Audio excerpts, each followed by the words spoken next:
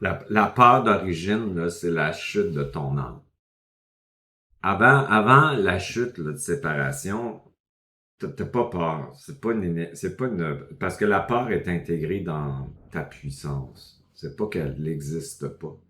Mais c'est tellement intégré que ça devient que de l'intelligence. Dans le monde surmental, si tu veux, l'esprit contient ton âme. Fait qu'on pourrait dire que ton âme, c'est la peur, puis ton esprit, c'est la puissance, mais les deux ensemble créent la réelle puissance. Bon. Fait que la chute est tellement terrible là, que c'est plus que la peur, c'est de la terreur de perdre son identité. C'est que tu sais plus du tout où tu es, qui tu es. Et le trauma de la chute dans la séparation est tellement intense que tu oublies qui tu es. La peur est tellement grande que tu oublies qui tu es, tu crois ce que tu ressens. C'est ça la programmation. Fait qu'ici, l'humain, dans cette matrice-là, il est pris avec un- une déconnexion. Fait que la grande peur, la peur de l'ego, plus l'ego est fort, plus, c'est pas l'ego le problème, plus il se sépare, plus il est dans la matrice. Comme un empathe, il se fragmente beaucoup dans la matrice, ben il va être envahi, coloré, et surtout, il va être en hypervigilance, en survie, etc. Tout le temps, tout le temps. Il avait pas le goût de venir s'incarner. C'est ça la fin de cycle. On est en refus d'incarnation parce que ça fait tellement de fois qu'on vient ici, qu'on vient, la dernière, là, est comme, ah, pas encore. Puis là, tu sais tout ce qui t'attend, tu l'oublies quand tu viens au monde, mais tu sais tout ce qui t'attend dans ta ligne de temps, ce que tu vas passer. Fait que t'as pas le goût, là. C'est pas la même chose que quelqu'un qui est pas à la fin de cycle. Fait que la grande peur, c'est la déconnexion. Fait que le point zéro, ce que ça t'amène, c'est de descendre beaucoup dans ton espace, reprendre ton ancrage dans ton ventre. Plus tu descends dans ton ventre, puis tu respires, puis t'expires dans ton bassin au point zéro. Fait que t'inspires suspension, t'expires suspension, puis t'expires dans ton vide réinformation. Plus ton système nerveux va tendre vers un système nerveux ventral, si tu veux, avec un système endocrinien qui va donner des états de sécurité, d'apaisement, puis ton cerveau aussi va se moduler avec cette fréquence-là, donc ton amygdale va gérer. C'est tout biologique, la spiritualité. Il faut tout rentrer ça dans le corps. Fait que plus tu inspires tes peurs, ta terreur, plus tu l'expires avec la sécurité de ta conscience dans le bassin, plus tu expires dans ton vide, ben, tu vas trouver au point zéro le présent. C'est ça que ça veut dire, le point zéro. Le réel, le présent, la coexistence, ta conscience, ton essence, ton autorité, une sécurité dans le présent organique, psychologique, psychique. Fait que tu es en sécurité. Fait que plus tu tombes dans cet espace-là, plus cette sécurité-là veut dire je suis connecté. Fait que la peur, c'est la déconnexion. Donc, c'est très important de sortir de l'abîme du non-mouvement et surtout de la matrice qu'on appelle l'inconscient collectif, si tu veux, pour revenir puis se désengager de tous les systèmes qui nous influencent parce qu'on est dans l'envahissement soi-même, c'est-à-dire dans l'influence. Fait que plus tu reviens dans ton espace, plus ton système tranquillement, il se calme, il s'apaise, il est plus dans le présent, tu es capable facilement d'arrêter ta pensée. Je ne suis pas le narratif que le personnage se raconte ou se fait raconter. Souvent, il se fait raconter ça par quelque chose qui parle dans sa petite oreille.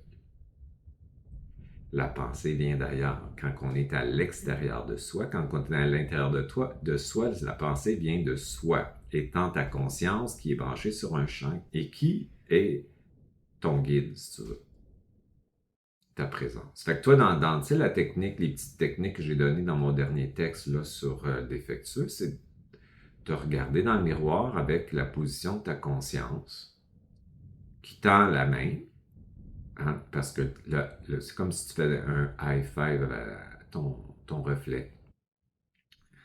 Le high five, tu l'as internalisé, il est dans tes ganglions.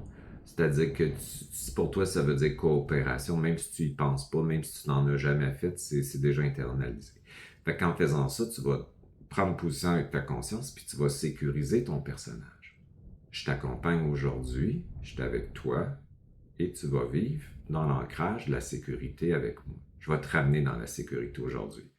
Puis tu pars ta journée comme ça. Tu vas voir, ça va changer. Fait qu'il faut que tu crées le partenariat avec ta conscience. Ta conscience, elle est partout, mais c'est de la, tu la, quand tu es dans ton ventre, tu la reçois plus. Tu es en contact plus avec, parce que c'est des états d'apaisement, si tu veux, puis de tranquillité dans l'instant présent, puis surtout de satisfaction de soi-même. Tu cherches plus qui que t'es, tu sais qui que t'es. Tu te poses plus de questions, tu crées ta vie. T'arrêtes d'en poser des questions qui tournent en rond. Fait que cette sécurité-là s'installe tranquillement. Fait que là, tu vas aussi avoir un personnage qui va peut-être s'inquiéter sur le dessus, mais en dedans, tu vas te rendre compte que tu n'as pas d'anxiété, que tes reins, ils déclenchent pas de cortisol. Puis tu restes très calme et apaisé, comme une tranquillité qui est présente, tout en étant dans le personnage qui a peur de tomber malade. Hein? Fait que moi, ma grande peur, c'était de tomber malade, puis je niais même que ça pouvait m'arriver quand j'étais plus jeune, avant 2017, là, moi je niais que ça existait pas cette affaire-là. C'était une croyance, puis c'était du monde qui mangeait mal, puis c'est de leur faute parce qu'ils sont ci, puis qu'ils sont...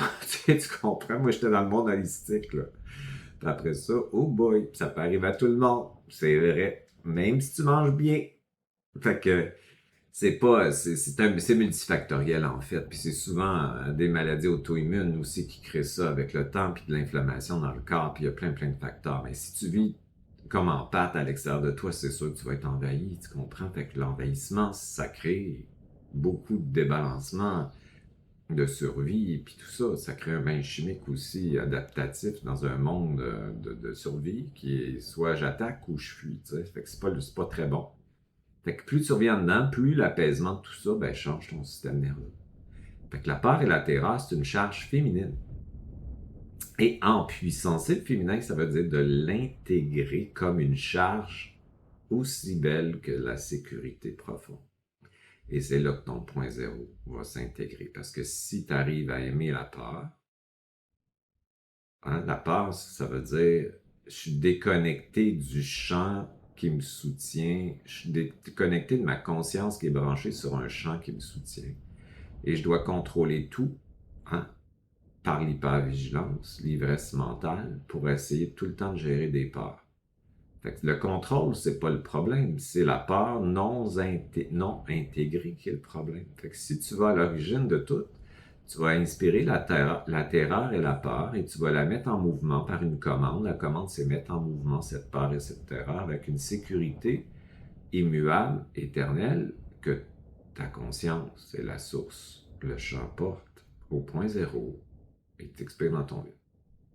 Fait que tranquillement, tu vas de moins avoir besoin de contrôler et tu vas être capable de lâcher prise et comprendre que dans ce lâcher prise-là, c'est tellement puissant parce que c'est d'autres parties de toi qui travaillent pour toi. Et toi, plus tu vas lâcher prise, puis plus tu vas recevoir ce que la vie qui est toi t'amène, ben plus tu vas le prendre, puis moins tu vas te battre. Fait que tantôt, tu disais, j'y touche des doigts. Là, j'ai dit, un empathe va dire des trucs comme ça. Parce qu'un empathe n'a jamais le droit d'avoir ça facile, il n'a jamais le droit d'avoir des résultats parce qu'il porte tellement de culpabilité dans l'inconscient. Fait que là, j'ai dit non. Tu vas saisir et tu vas t'approprier l'information pour l'intégrer maintenant. Fait que c'est une autre façon de s'empuissancer. Fait que c'est pas dangereux de s'empuissancer parce que cette puissance-là, elle est au point zéro. C'est pas du pouvoir de contrôle puis de domination. Fait que tranquillement, ces parts-là, ben, il faut qu'ils soient intégrés. Fait que moi, ma plus grande part, c'était, comme tout bon empathe, c'était de venir au monde dans une matrice de prédation où je savais ce qui m'attendait comme toi. Fait que cette part-là m'a habité dès ma première cellule de vie. Là. C'est pas quelque chose qui... les empathes, c'est comme ça. Puis après ça, on se met à s'adapter, suradapter, hypervigilance, ivresse mentale, s'occuper des besoins des autres, somatiser parce qu'on porte les émotions, on est tout le temps en adaptation. On n'est jamais tranquille parce qu'on est en survie, en fait. Fait que c'est tout ça qu'il faut transformer, en fait. Fait que cette part-là, moi, je l'ai vécue en 2017, quand j'étais à l'hôpital. Un hôpital psychiatrique, moi, je pense que c'était déguisé en hôpital. C'était fou.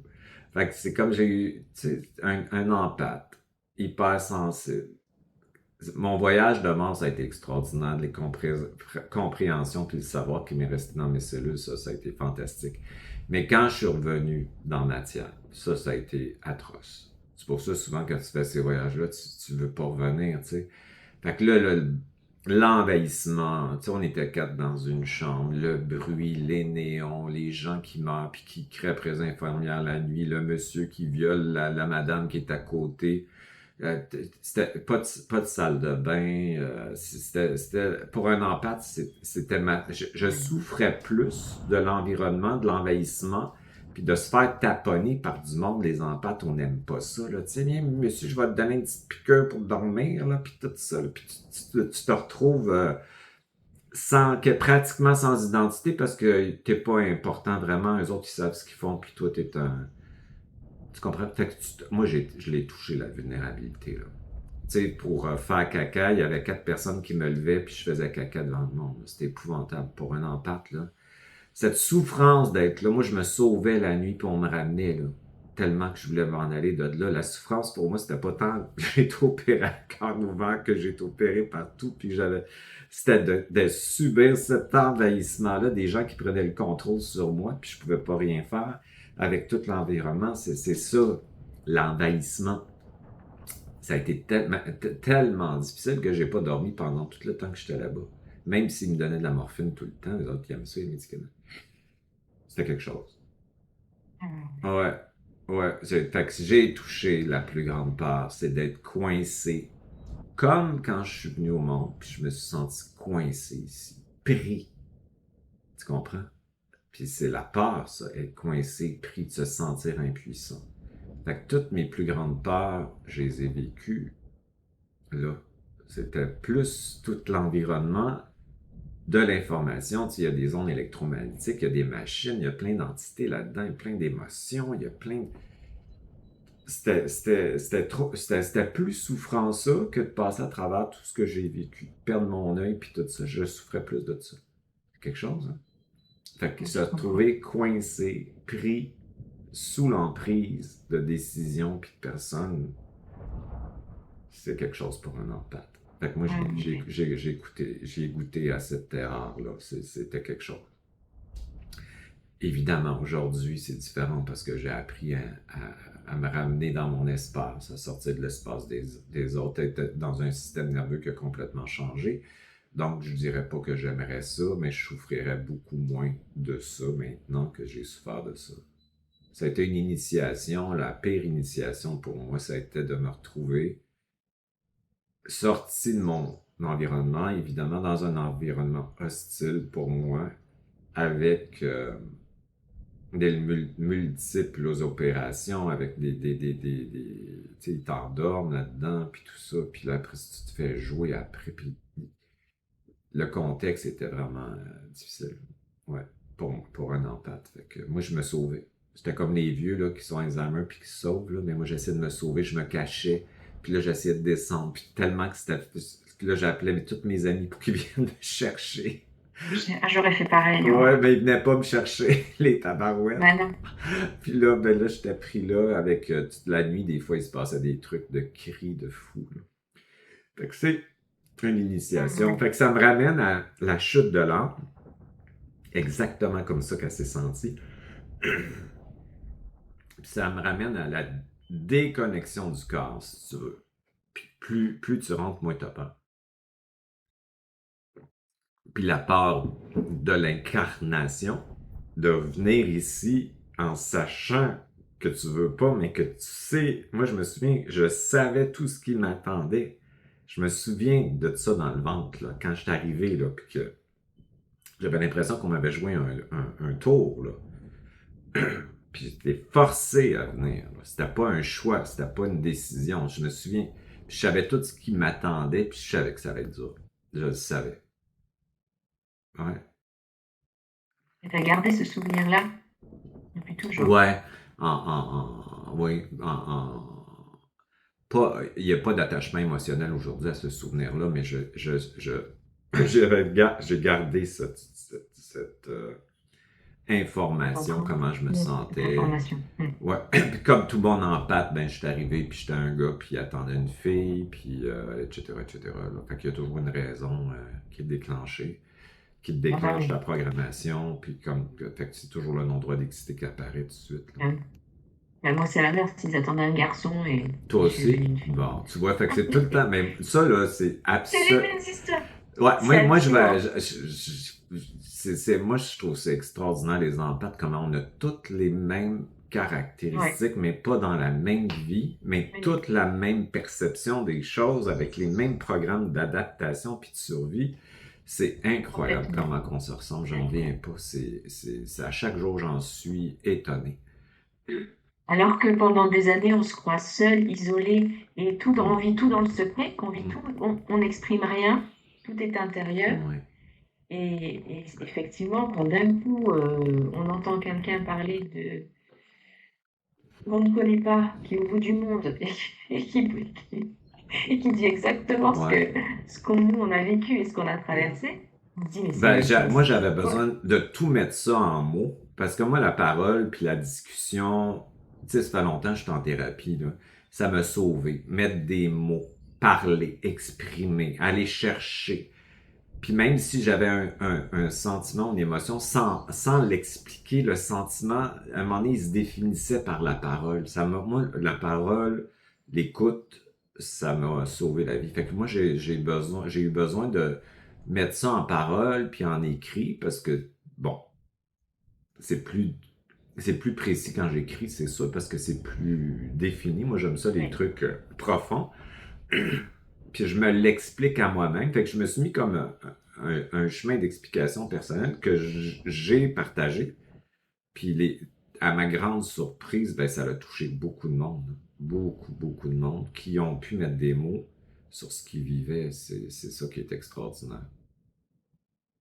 oui, parce que quand tu as Fait démarré, tu n'avais aucune idée que, de comment ça allait être reçu, ce que non, tu allais non, non, partager. on a fait ça vraiment par instinct. Puis, fait que moi, ce qui m'intéresse beaucoup plus que de sortir de mon corps avec mon corps astral la nuit, c'est de rester dans mon corps et d'avoir l'information par ma maison intérieure, si tu veux. Fait que moi, je préfère descendre que de m'intéresser aux extraterrestres ou tout ce qui est avec ça. J'en ai rien à foutre. Moi, je vais trouver je suis en train de pas mal la vivre, là, ma présence, ma conscience connectée au champ dans mon expérience pour finir le jeu. Ça m'intéresse pas. C'est pas quelque chose. J'ai aucun intérêt à faire ça. Ça me tente même plus. Je suis tellement dans cette. C'est comme une plénitude, c'est plein, c'est vide puis plein en dedans. Puis il y a comme une présence qui est vraiment éternelle là-dedans, qui sécurise tellement mon personnage, puis qui me fait vivre le présent de plus en plus que je pensais jamais pouvoir vivre. Puis je suis rendu une personne qui est capable de lâcher prise, de se laisser porter. J'aurais jamais pensé y arriver dans ma vie tellement J'en j'étais suis pas là encore. dans le contrôle, puis l'ivresse mentale, puis dans recevoir, pour moi, c'est totalement normal, c'est totalement puissant. J'ai pas de justification. Il y a plein de choses qui se transforment dans mon chemin alchimique. Puis c'est pour ça que je poursuis mes vidéos, puis mes textes aussi, puis mes rencontres, parce que ça évolue encore, tu comprends? Puis je veux laisser la trace du début. Tu sais, si tu regardes mes vidéos au début, là, tu vas dire c'est un fou, ce gars-là, là, c'est ça, j'étais tellement en colère. Mais tout le processus, moi je veux laisser comme ça, comme tout le processus, puis surtout, c'est possible. C'est possible d'arriver à un espace complètement différent et un corps biochimique avec un système nerveux régulé dans le présent, puis de vivre un état de présence puis de créativité où tu es en sécurité à l'intérieur de toi, c'est possible. Pas de Puis prix. moi, je le vis, puis j'aurais jamais pensé pouvoir vivre ça. Fait que moi, juste de pouvoir dormir, d'avoir des rêves qui m'appartiennent de régulation de mon subconscient sans être envahi par l'astral, manger, digérer tout ce que je mange, avec ma condition physique, marcher 4 heures par jour, sans problème, être en paix, de pas me demander qui je suis, où je vais, juste d'être là puis de recevoir l'information que j'ai besoin, moi je trouve ça extraordinaire. Fait que moi c'est ce qui m'intéresse beaucoup plus que de partir voyager, pour moi, dans l'astral, même si le monde ils disent que c'est pas de l'astral. Pour moi, c'est un monde holographique extérieur qui est projeté avec tes croyances pour te maintenir dans une forme d'illusion. Un mieux plongé à l'intérieur. Mais ça, les empathes, c'est ça. C'est souvent, je quitte vers l'extérieur, je cherche à l'extérieur, et là, c'est le moment de revenir dans cet espace-là. C'est ça le chemin que j'enseigne, moi. Fait que l'information, Oui, tu vas parce l'avoir par ton vide, en fait. Tu vas voyager par ton... Puis tu n'as même pas besoin de voyager parce que tout ce qui existe et toutes les lignes de temps, que ce soit le passé ou le futur, sont en même temps dans le présent. Tous les espaces sont là. Puis quand tu le sais, on dirait que tu n'as plus besoin d'aller là parce que tout est présent. Fait que tu n'as plus besoin parce que tu le sais, tu le cherches plus. Moi, j'adore cette expérience-là. Donc, moi, j'étais un empathe qui était à l'extérieur de soi toute sa vie, qui était dans l'envahissement par l'hypervigilance, et j'étais envahi toute ma vie. Donc, mon système nerveux s'est épuisé. Mes reins déclenchaient de la cortisol, je dormais plus, j'étais 10 ans, 11 ans sans dormir, j'étais dans les affaires en plus, puis tout ça, puis je courais tout le temps pour compenser la déconnexion, la peur de ce vide-là qui est plein que j'ai trouvé, dans le fond. Puis je le meublais d'urgence, de stress, d'anxiété, puis de désir, puis là, le voyage de cet extérieur-là est terminé. Fait que là, j'amène les gens de plus en plus à surtout les empathes, les sensibles, là, comme ça, qui sont en fin de cycle, à revenir dans leur espace, puis trouver comme tu me dis si bien quand tu étais voir ton élève qui a 20 ans puis qui va mourir bientôt puis qui a vécu la maladie toute sa vie parce que tu les accompagnes, puis te dit elle était dans sa paix, dans sa conscience, était dans sa partie immortelle. Tu comprends? Qu'est-ce que ça veut dire? Ça veut dire qu'elle n'a pas eu le choix, elle, de trouver ce qui était à l'intérieur d'elle parce qu'elle ne pouvait pas dépendre de ce qu'elle était à l'extérieur d'elle. Elle savait qu'elle avait une date de péremption plus rapide avec des déclenchement de maladie qui faisait perdre son autonomie. Fait qu'elle a trouvé sa force, sa puissance, puis son éternité. Tu comprends? C'est ça. Fait que ça, c'est juste de dire que t'es pas obligé de vivre tout ça. Ça peut être plus facile si tu comprends, tu mets des mots, et surtout si tu inspires tes peurs, si tu gères tes émotions en arrêtant de les diffracter ou de les contrôler, tu vas gagner du temps, puis tu n'auras pas besoin de passer par des grandes souffrances comme ça, des grands renoncements que la vie t'amène parfois parce que c'est le moment que tu trouves ta conscience. Tu n'as pas besoin de ça. Là. Ça peut être bien plus facile si tu comprends, si tu as, t'as une carte d'explication mentale aussi qui te fait comprendre pourquoi tu as vécu telle chose, puis ça fait du bien les mots, je trouve. oui, Ouais, ça fait beaucoup de bien, que ce ouais. soit